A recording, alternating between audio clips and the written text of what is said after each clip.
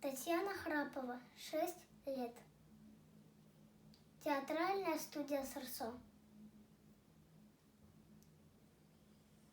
Григорьев таракан.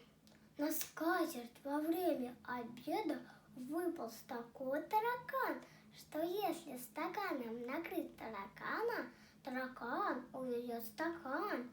Стакан упадет, и не станет стакана, и убежит таракан. А после вернется и очень возможно свалит другой стакан. Поэтому я, поймав таракана, сунул его в карман. А чтоб таракан не ушел из кармана, в карман опустил стакан.